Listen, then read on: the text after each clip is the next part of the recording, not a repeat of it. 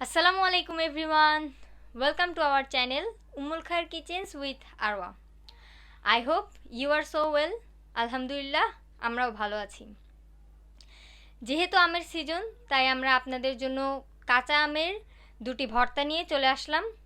তো চলুন দেখে নেওয়া যাক কাঁচা আমের ভর্তাগুলি কিভাবে করতে হয়।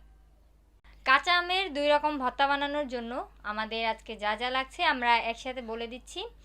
প্রথমেই লাগছে আম 4টি, চিলি ফ্লেক্স পরিমাণ মতো, কাসুন্দি পরিমাণ মতো, চিনি পরিমাণ মতো, পুদিনা পাতা কয়েকটি, কাঁচামরিচ পরিমাণ মতো, ধনেপাতা পরিমাণ মতো, বিট লবণ পরিমাণ মতো। তো চলুন কিভাবে কাঁচা আমের ভর্তা বানাতে হয় সেটি আমরা দেখে আসি। আমরা সব কিছুকে প্রসেস করে নিয়েছি, এবার আমরা রেসিপিতে চলে যাচ্ছি। প্রথমেই আমরা যে ভর্তাটি বানাবো সেটার জন্য প্রথমে আমাদের একটি হামালদস্তি লাগবে। এবার হামালদস্তির মধ্যে আমরা মরিচ কুচি দিয়ে নিচ্ছি পরিমাণ মতো, ধনেপাতা কুচি দিয়ে নিচ্ছি পরিমাণ মতো, দিয়ে নিচ্ছি বিট লবণ পরিমাণ মতো,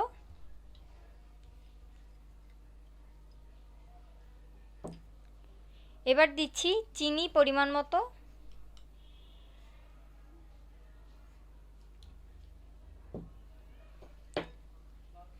এবার দিচ্ছি কাসুন্দি পরিমাণ মতো,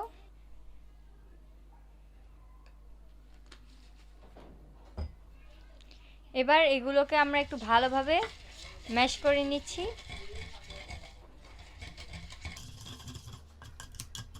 ম্যাশ করা হয়ে গেছে, এবার আমরা এটাকে সরিয়ে একটি বোল নিয়ে নিচ্ছি। এবার আমরা আম যেগুলো গ্রেট করে নিয়েছিলাম সেগুলো দিয়ে নিচ্ছি।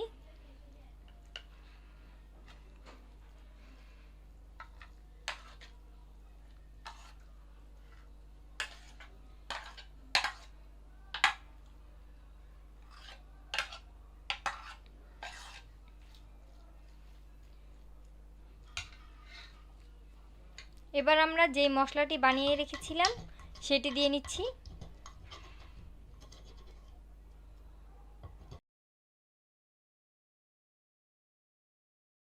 মাখানো শেষ, এবার এটা আমরা সার্ভ করে নেব এবং দ্বিতীয় যেই ভর্তাটি বানাবো সেটাতে চলে যাচ্ছি। দ্বিতীয় যে ভর্তাটি বানাবো সেটার জন্য আরও একটি বোল নিয়ে নিয়েছি।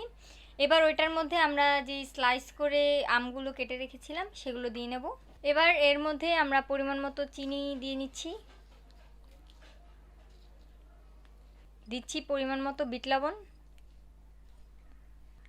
দিচ্ছি পরিমাণ মতো চিলি ফ্লেক্স, এবার দিচ্ছি পরিমাণ মতো পুদিনা পাতা।